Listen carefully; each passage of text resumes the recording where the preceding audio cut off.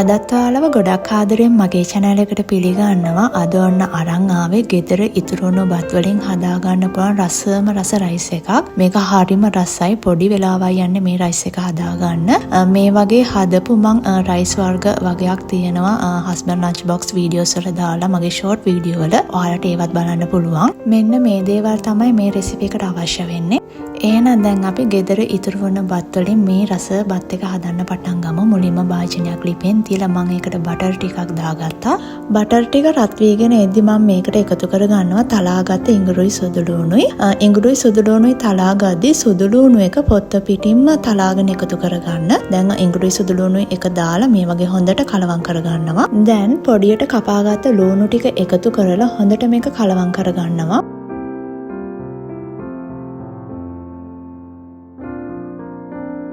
මම දැන් මේකට එකතු කරගන්නේ කරපිංචා. කරපිංචා ටික දාගත්තට පස්සේ ටිකක් කලවම් කරගන්න ඕනේ. අපි ඊට පස්සේ මේ වගේ මිශ්‍රණය පොඩ්ඩක් පෑන් එකේ අයින් එකට කරගෙන මෙතනට දාගන්න මේ කුළුබඩු ටික.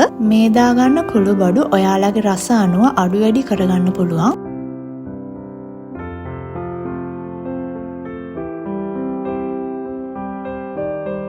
දාගත්ත කුළුබඩු ටික මේ වගේ ටිකක් කලවම් කරගත්තට පස්සේ අපේ කලින් තෙම්පරාදුවත් එක්ක මේ වගේ හොඳට කලවම් කරගන්න ඕනේ. මම දැන් මේකට තක්කාලි ටිකයි අවමෙරිස් ටිකයි එකතු කරලා හොඳට කලවම් කරගන්නවා.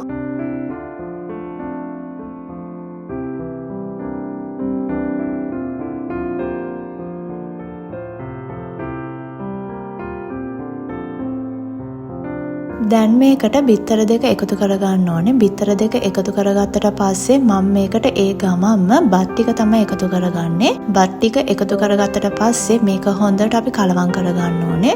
ඔයාලට මෙතනදී බිත්තර නැතුව උනත් මේ බත් එක හදා ගන්න පුළුවන්. බිත්තර නැති උනත් මේ බත් එක හරිම රසයි හදාගත්තම. ඒ නිසා බිත්තර නැතුව උනත් ඔයාලට මේක හදා ගන්න පුළුවන්. බත් ටික එකතු කරගත්තට පස්සේ අපි මේ වගේ මද ගින්දරේ බත් ටික මේ වගේ හොඳට කලවම් කර කර ඉන්න ඕනේ. එතකොට තමයි අපි දාගත්ත බිත්තර ටික බත් එකට හොඳට එකතු වෙන්නේ. ඒ නිසා මද ගින්දරේ හොඳට කලවම් කර කරම මේ වගේ තියාගන්න.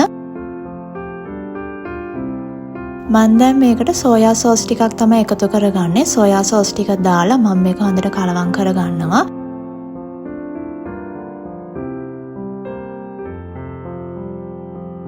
මම දැන් මේ වෙලාවේදී බටර් තේ හැන්දක් මේ වගේ එකතු කරලා බත් එක හොඳට කලවම් කරගන්නවා. මේකෙන් තව රසක් ඉතින් බත් එකට එකතු වෙනවා. අපි තෙම්පරාදුවට දාගත්ත බටර් එකට වඩා අපි දැන් මේ එකතු කරන බටර් තේ හැන්දෙන් ගොඩාක් රසක් එකතු වෙනවා අපේ බත් එකට. මම දැන් බත් එකට පොඩියට කපාගත්ත ලීක්ස් ටිකක් එකතු කරලා හොඳට කලවම් කරගන්නවා. ලීක්ස් නැත්තම් අපිට ලුණු කොළ උනත් මේකට දාගන්න පුළුවන්.